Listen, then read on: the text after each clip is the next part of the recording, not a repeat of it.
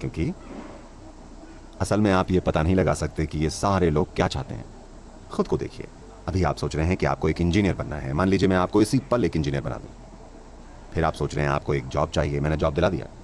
फिर आप प्रमोशन की सोच रहे हैं, मैंने करवा दिया। फिर आपको एक अवार्ड चाहिए, मैंने दिलवा दिया। फिर आपको लगता है कि आपको दौलत चाहिए, मैंने ठीक अभी आपको दे दी। हर वो चीज जिसका आप सपना देख सकते हैं मैंने इसी वक्त आपको दे दिया। अब आपको क्या चाहिए? मुझे नहीं पता। अरे मैं आपके लिए कर सकता हूं।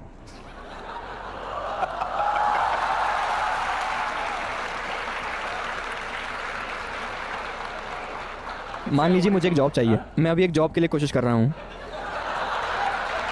हाँ, अब हम खेल के अंत की बात कर रहे थे ना।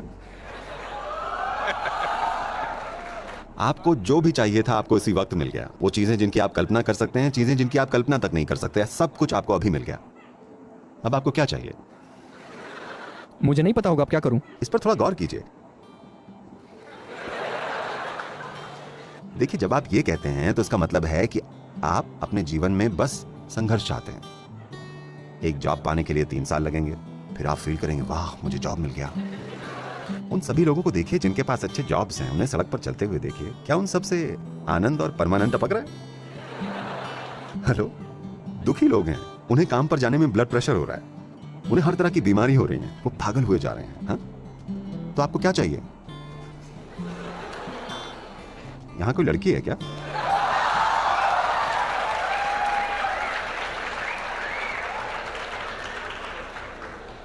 आपको क्या चाहिए? मैं नहीं जानता अब। ये अच्छा है, मैं नहीं जानता, मुझे पसंद है, क्योंकि वाकई आप नहीं जानते। हर कोई अपने आप को जीवन के हर कदम पर बेवकूफ बना रहा है, ये सोचकर मुझे ये चाहिए कि मुझे इंजीनियर बनना है, इंजीनियर बनना है मुझे। ये आपको 5-7 साल के लिए बिजी रखेगा। फिर मुझे जॉब चाहिए, जॉब जॉब, ये आपको 1-2 साल और बिजी रखेगा। फिर मुझे ऐसा जॉब चाहिए, वैसा जॉब चाहिए, आपको ये और 8-10 साल के लिए व्यस्त रखेगा। मुझे इतना पैसा चाहिए, उतना धन चाहिए, और 25 सालों के लिए आपको बिजी रखेंगे।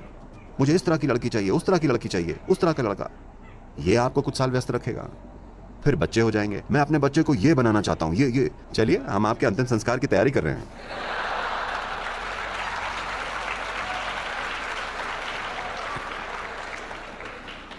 आपको ये समझना पड़ेगा, आपको बस इतना समझना पड़ेगा, चाहे अभी आप अपने जीवन को हर तरह के संदर्भ दे रहे हैं, असल में आप जिसे अपना जीवन कहते हैं वो बस समय और ऊर्जा का एक खास कॉम्बिनेशन है। हाँ? यहां बैठे हुए हम सबके लिए समय निकलता जा रहा है। क्या आप इसे पीछे कर सकते हैं? आप एक इंजीनियर हैं, क्या आप इसे पीछे पलट सकते हैं? कल फलदायी नहीं था तो मैं इसे पीछे धकेल दूंगा, कर सकते हैं? नहीं, ये हम सब के लिए निकला जा रहा है। यहाँ जो टिक टिक हो रहा है वो घड़ी नहीं है, ये हमारी जिंदगी निकलती जा रही है कि नहीं? जब से हम यहाँ आए हैं और बैठे हैं, आप अपनी कब्र से आधे घंटे नजदीक हैं। चाहे आप कितने भी जवान हो, आप वहीं पहुंचने वाले हैं, है ना? हाँ या ना? तो ये एक समय अवधि है और उस समय को कोई मैनेज नहीं कर सकता, क्योंकि ये सब के लिए एक ही गति से जा रहा है। आप कुछ करें, आप कुछ ना करें, आप सोए हों, आप जागे हों, खुश हों, दुखी हों, आप चाहे जो कर लीजिए, ये बड़ी निर्दयता के साथ निकलता जा रहा है ना? तो एक ऊर्जा है जिसे आप जीवन कहते हैं। इसे आप कई स्तर तक ले जा सकते हैं अगर आप ऐसे हैं। मैं क्लासरूम एक्सप्रेशन की बात कर रहा हूं।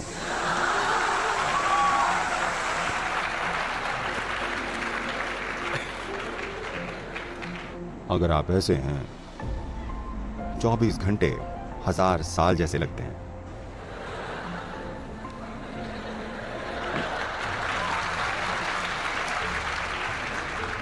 लेकिन आप देखेंगे किसी एक दिन आप बहुत खुश हैं, 24 घंटे पुफ एक पल जैसे निकल गए। हाँ या ना? तो समय एक बहुत ही सापेक्षिक और व्यक्तिगत अनुभव है। अगर आप आनंद में हैं और आप 100 साल जिए, ये कुछ पल जैसा महसूस होता है, ये बस चला गया। सिर्फ दुखी लोगों की लंबी जिंदगी होती है, क्योंकि अगर आप दुखी हैं तो आपको हमेशा यह लगेगा कि जिंदगी बहुत लंबी है, आप इसे छोटा करना चाहेंगे।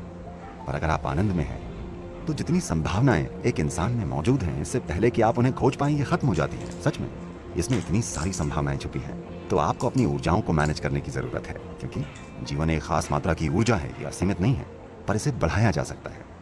मान लीजिए आप ऊर्जा के एक स्तर पर काम करते हैं, तो जो आप 10 साल में कर पाएंगे उसी चीज को आप 1 साल में कर सकते हैं अगर आप ऊर्जा के एक दूसरे स्तर पर काम करें। मान लीजिए ये दोनों लोग 100 साल जिए, तो उनके प्रभाव और उनके अनुभव की गहनता की अगर बात हो तो एक इंसान 1000 साल जिया और दूसरा 100 कष्टदायी साल। तो आप बस इतना ही कर सकते हैं। अभी शायद आप सोच रहे हैं इंजीनियर ये या वो, ये सब सीमित संदर्भ हैं जो आप अपने लिए बना रहे हैं। बुनियादी तौर पर एक जीवन के रूप में ये बस समय और ऊर्जा है ना। सवाल ये है कि आप इससे क्या बनाते हैं। क्या आप इससे कुछ बनाना चाहते हैं? ये कोई विवशता नहीं है कि आपको इससे कुछ बनाना ही है। जब मैं इससे कुछ बनाने की बात कह रहा हूं तो मैं सामाजिक परिप्रेक्ष्य की बात नहीं कर रहा हूं। आपको समाज में क्या बनना चाहिए, मैं ये बात नहीं कर रहा हूं। बुनियादी तौर पर आप यहां एक जीवन के रूप में जीवन को अनुभव करने आए हैं। सवाल यह है कि कितनी भव्यता से, कितनी गहनता से। अभी अगर लोग जीवन को अनुभव करना चाहें तो वो क्या प्रयोग कर रहे हैं? वो ये प्रयोग करेंगे, नहीं ये नहीं, ये वाला। हाँ हाँ, मैं जानता हूं आप लोगों को।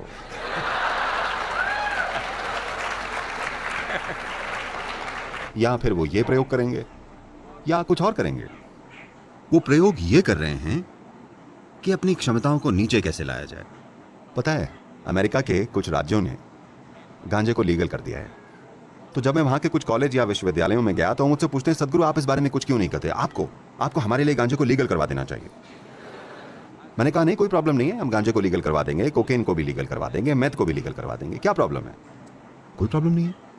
बस इतनी सी बात है कि आप इसे क्यों लीगल करवाना चाहते हैं, ताकि आप फूंक कर कॉलेज आ सकें, है ना? चलिए ये ठीक है। पर मान लीजिए आपको एक हवाई जहाज में यात्रा करनी है और पायलट पूरा फूंक कर आता है। आप उसके साथ उड़ना चाहेंगे? क्योंकि ये बंदा तो बिना हवाई जहाज के उड़ रहा है।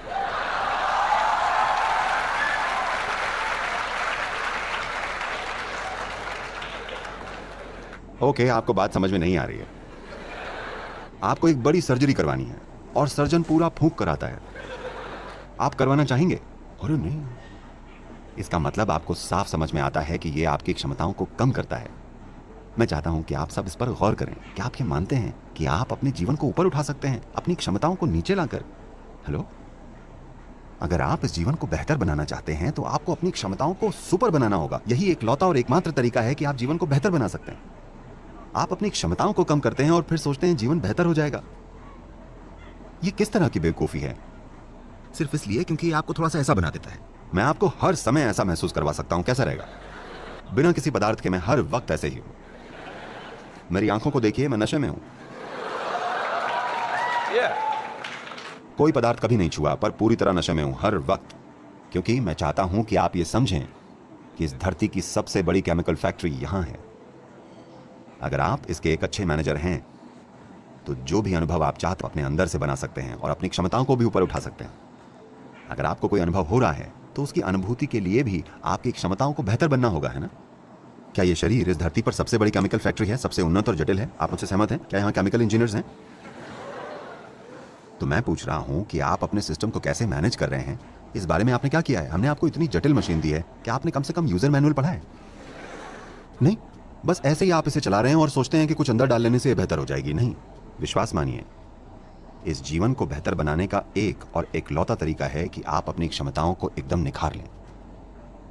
जिस तरह आप देखते हैं, जिस तरह आप सुनते हैं, सूंघते हैं, स्वाद लेते हैं, छूते हैं, अगर ये बेहतर हो जाए तो कई मायनों में जीवन बेहतर हुआ कि नहीं? इसमें और भी बहुत कुछ है, पर मैं कह रहा हूं कि आप अपने अनुभव से जो जानते हैं, मान लीजिए आपके बगल में जो बैठे हैं, आप उनसे दुगना बेहतर देख सकें, क्या आपका जीवन बेहतर हुआ? अगर आप दूसरे से बेहतर स्वाद ले सकें, जीवन बेहतर हुआ कि नहीं? अगर आप बेहतर महसूस कर सकें, क्या आपका जीवन बेहतर हुआ? अगर आप बेहतर सुन सकें, जीवन बेहतर हुआ?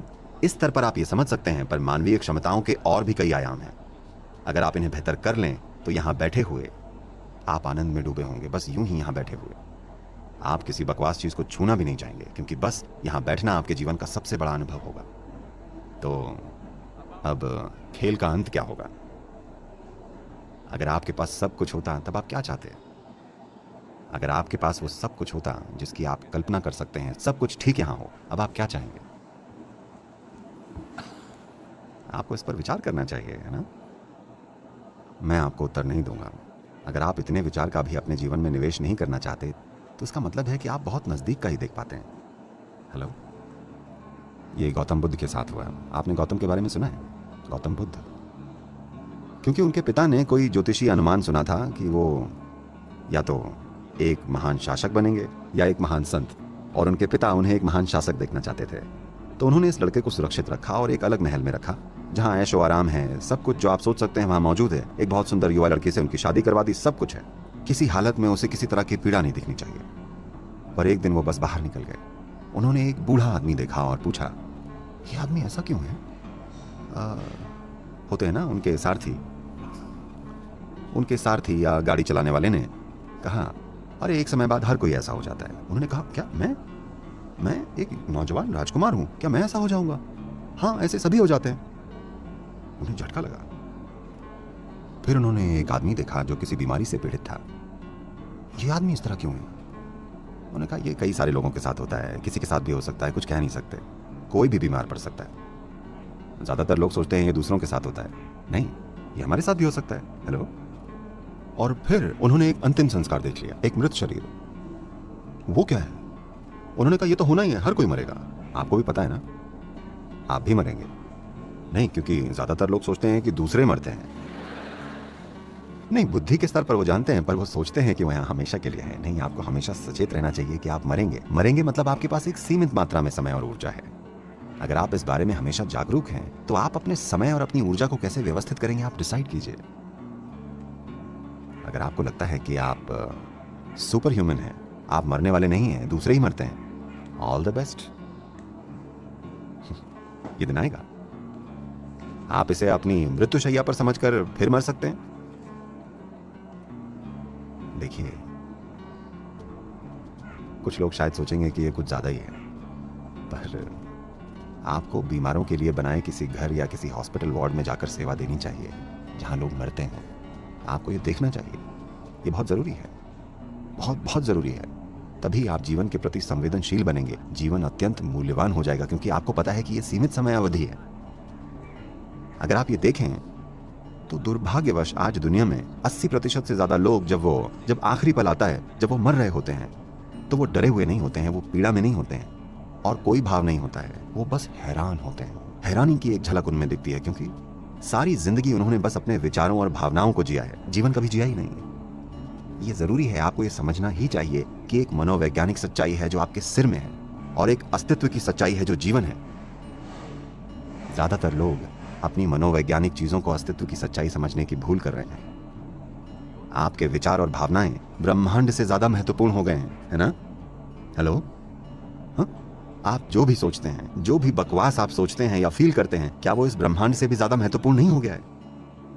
इसका मतलब हुआ कि आप अपनी बनाई चीजों को इस सृष्टि से ज्यादा महत्वपूर्ण बना रहे हैं। इसका मतलब है कि आपको पीड़ित होना ही चाहिए। अगर आप पीड़ित नहीं होते तो मुझे निराशा होगी।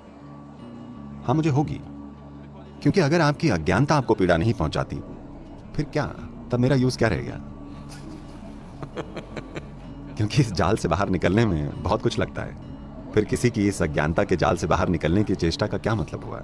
अगर लोग उस जाल में ही आनंदित रहने लगे हैं तो उसका क्या अर्थ हुआ? फिर ज्ञान का क्या मतलब हुआ? जानने का क्या मतलब हुआ? आत्मज्ञान का क्या अर्थ हुआ? आत्म अनुभूति का क्या अर्थ हुआ? अगर लोग अपनी अज्ञानता में ही परमानंद में रहने लगे, क्या मतलब हुआ? जब आप अनभिज्ञ हैं तो आपको पीड़ित होना ही चाहिए। और मैं आपको ये बताना चाहता हूं कि अभी इस धरती पर सबसे बड़ी बुराई कोई बुराई नहीं है, ये अज्ञानता है।